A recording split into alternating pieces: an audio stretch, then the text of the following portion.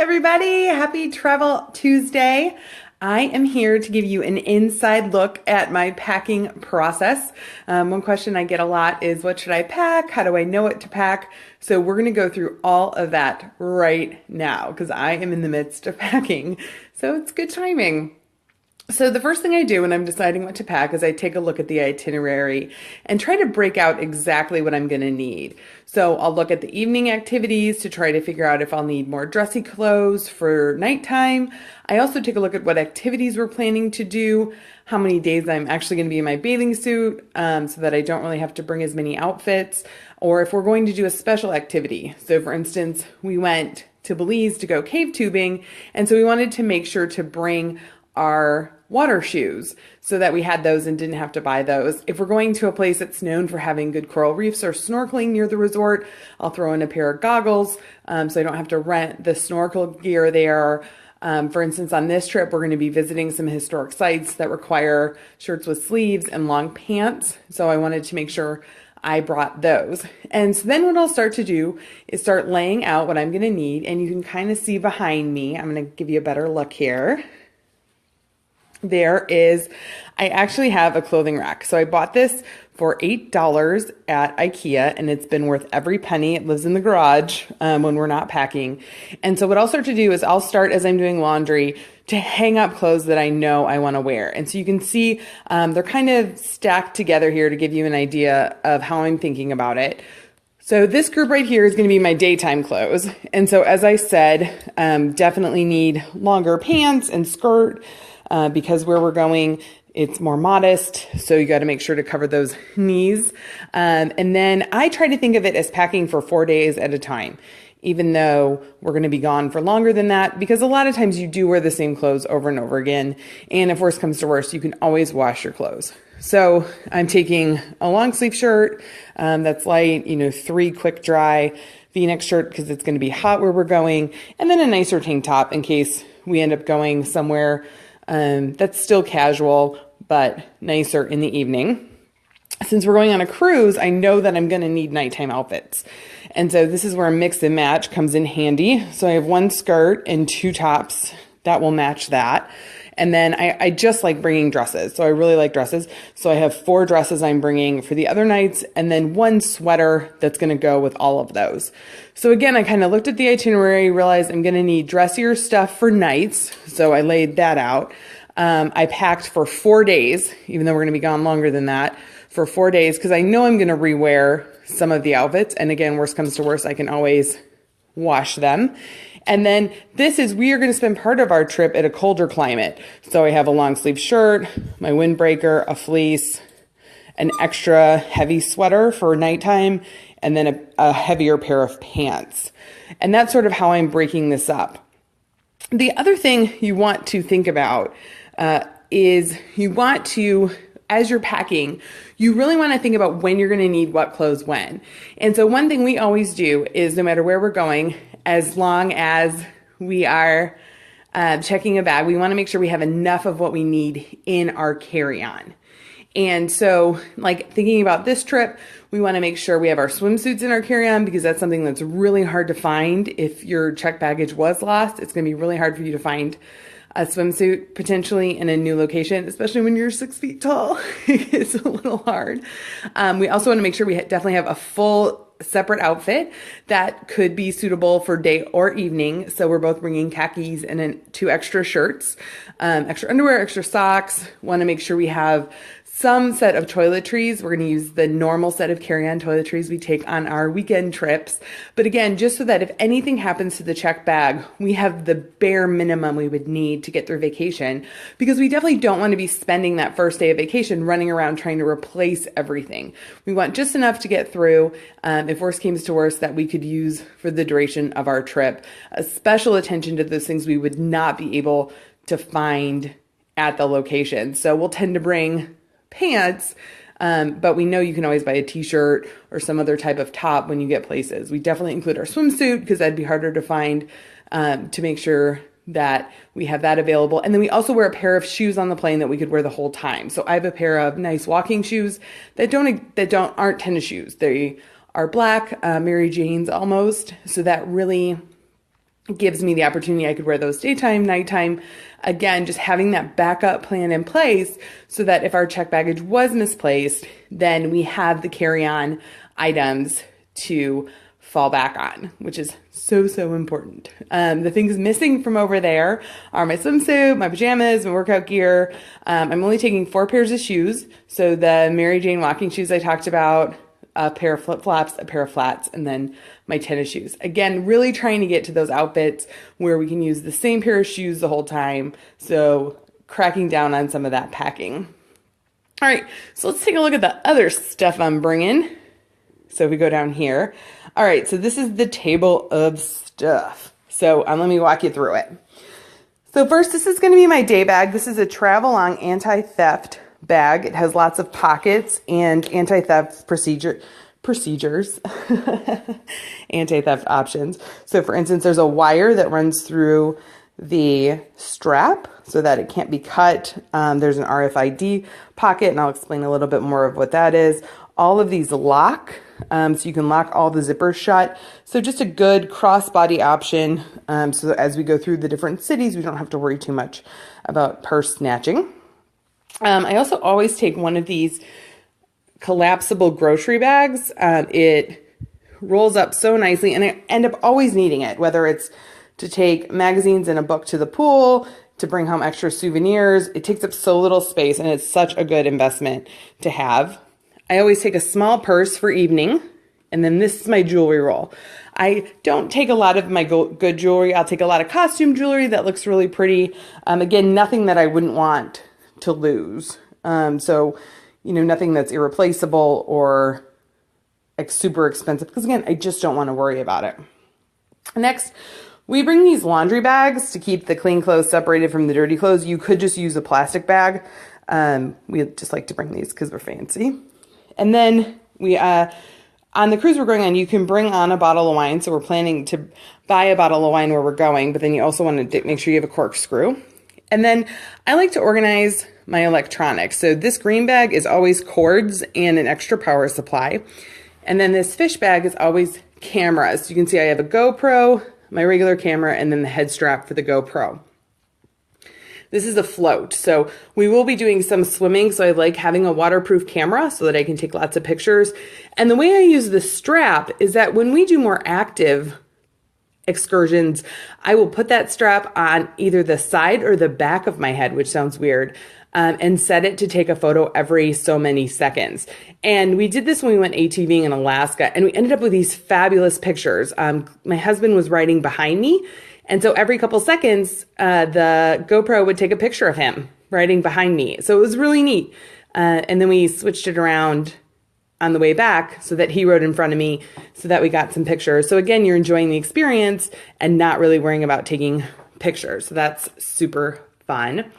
Also, we are going to a region where there is wine. So if you are considering bringing wine home in your checked bags, these are a great investment. These are wine skins. These are heavy duty plastic with bubble wrap on the inside with a very strong adhesive seal. So anywhere we're going where we think we might be bringing home wine, we'll take a couple of those with us. In terms of packing, the other big thing we take, I think I wrote about this before, is this is a wet bag. So on the inside, it's heavy duty plastic. A lot of you might know it as a wet diaper bag or a swimsuit bag. So what this does is it just protects your luggage in case you have to put anything that's slightly wet back into your suitcase. It's been super helpful when we go to the Caribbean so that we can swim in the morning and then pack up and be able to get on the plane. These are shoe covers that might seem a little weird to have these, but these come in super handy, especially if you're going places that could be dirty or muddy. And so what we'll do is we'll just put our dirty shoes in here. These are washable, so when we get home, we can just wash them out, and then it keeps from the dirt getting throughout our entire luggage. All right, so now let's talk about stuff we're gonna need as we travel. So these are, my mom got these for me actually, and they're fantastic. They're little pouches that are waterproof that fit your cell phone in them, and they're clear so you can still take pictures. Now, even if you're not going to a tropical location or somewhere where you're going to be swimming or in the pool with your phone, I keep these in case of rain. so that when we are out and about and it starts raining, I don't have to freak out about my phone. We just pop them into these waterproof cases and we're all set to go. Again, my ponchos, if you saw my post from the weekend, you know when we're going anywhere that is subject to Florida rain, we have the 2 ponchos and the 2 waterproof cases just to protect our stuff. Now, here's a refillable water bottle. I'm not entirely sure I'm going to bring it this trip because it takes up a lot of room, but it is super nice as you travel, so you don't have to keep buying bottled water everywhere. You can just refill a refillable bottle of water. So that's always a good thing to have. And then obviously sunscreen. You saw me post about this before. This is one of those Travel-On spill-proof containers. It's 3 ounces.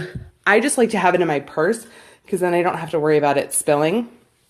I also take one of these small compact wallets and with just my credit card or my insurance ID, whatever I need. It keeps me from bringing my whole big wallet from home because that is tempting, but I don't really need 5 Starbucks gift cards and my budget rental car frequent car renter card as I travel around the world. Okay, next we get into sort of our homemade first aid kit. Oh, great question. Where did I get the spill-proof Sunday bottle? This off of Amazon. It's Travel-On, Travelon, Travel-On, and you can buy it off Amazon. So, excellent question. So next, getting into sort of our first aid kit. This is the standard stuff we bring. The only other thing I would usually add to this is some sort of anti-itch medicine for bites. That's also sometimes included. So this, we have anti-diarrhea, cold relief, antacid, ibuprofen, alcohol swabs, Band-Aids, and then since we are going on a cruise, I do always take my Sea-Bands to help against any potential nausea. Again, you just want to make sure you have all of your prescriptions. You also may want to travel with a copy of your prescriptions in case anything would happen. You would run out, you would lose them, so you could get refills at your location. We also definitely take wipes. These are key, very useful, especially in parts of the world that don't regularly have toilet paper in their bathrooms. So these are always good to have. And then if you didn't want to put together your own first aid kit, Johnson & Johnson has a little what they call a Safe Travels first aid kit. This I bought at CVS. Now, let's talk a little bit about comfort during travel. So you can see up here I have 3 different kinds of pillows for your travel pillows. This is one of the inflatable ones. So you just blow this up when you get on the plane. It's obviously the easiest to take with you, and you can customize it depending on how much you want to blow it up. This one I just got, and it looks weird, but it's basically a neck brace. So you would wrap it around your neck, and it's for the people whose head tends to fall forward or to the side while they sleep on a plane.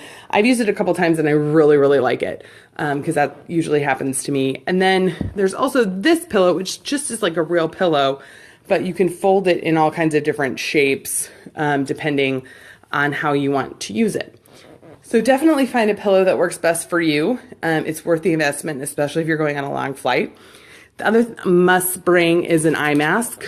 You want that darkness as you start to sleep, especially if you get into that terrible scenario where your neighbor's reading and you just want to be asleep.